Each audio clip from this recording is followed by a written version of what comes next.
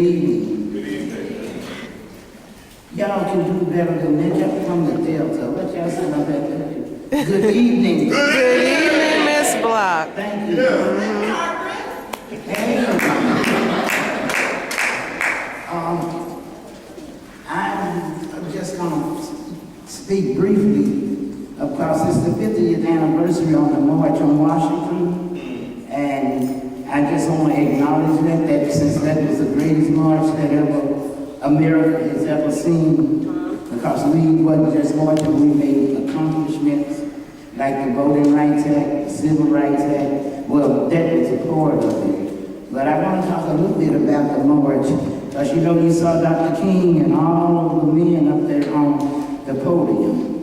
The only woman that was on the podium was Mahalia Jackson.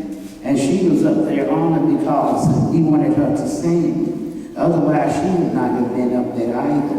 But it was the women that was the foot soldiers that did the leg work and the printing and everything, organizing meetings, putting out leaflets. My fingers stayed black for a month because we didn't have all of this technology. We just had a little old mimeograph machine. It's where you put the paper in and you have some ink between and you roll it, and it was a mess. But I just want to acknowledge that it was the women that did the leg work. And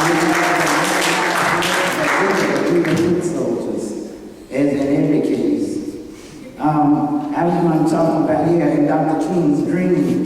He said, you know, he's famous for that speech.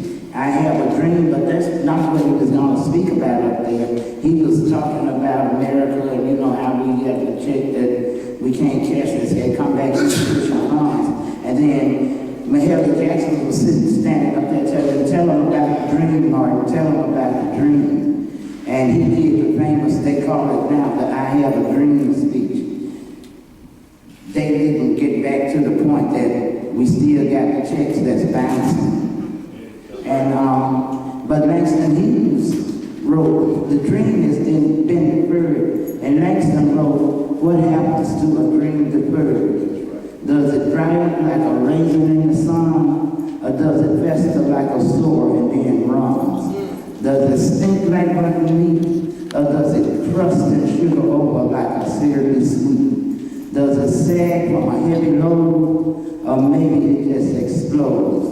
What happens to a dream deferred? And that leads me into let me know that the dream has been deferred. If you're watching these Tea Party people and how they're doing now, they're coming up with voter ID laws, they're coming up with the Martin and the Voting Rights Act, they're messing with that. They're doing everything they can to put you back to the days of Jim Crow. I call it James Crow now. But, yeah, I'm going to this new point from Jim Crow to Mr. James Crow. Because that's exactly what it is now. And I want you people to know, too, that we, the Mississippi Freedom Democratic Party, we organized in '63. And we were a big part of getting the Voting Rights Act passed and the Civil Rights Act passed because of what we did. We were organized. We didn't have no money, we didn't have no telephones, but we had desire and determination. And that's what y'all gotta have now. Don't fool yourself. You might be going to school, doing pretty good, getting your little grants or whatever you're doing, but I don't want you to go to sleep. You see what they're doing to Obama, and if they do that to Obama, what do you think they're gonna do to you? And I'm just gonna go now. But I can't talk without doing one of my pieces. And this piece I wrote is called, If You Don't Vote, Don't Cry. This is for all of you young people that think about not voting and why you don't vote and you're not even registered to vote. But I want you to hear this. If you don't vote, don't cry. We told you before to vote or die. When things get really bad and you have to walk because you can't buy gas and your walk is no longer all spiffy and spry, well, walk on, brother. Because if you don't vote, don't cry. When you go to the store and the prices have gone through the ceiling and hit the sky, and you're walking around cussing and telling everybody that these prices are too damn high, and you don't know what you're going to buy, well, if you don't vote, don't cry. If you find yourself between a rock and a hard place, and you can't pay your mortgage, and you have to downsize to a smaller space, and you feel disgusted and distressed and can't keep a tear from your eye, well, if you don't vote, don't cry. If you get laid off from your job in times when you were already hard, and you know they sent your job to another man, and all you can do is just throw up your hand and ask God, why? Well, if you don't vote, don't cry.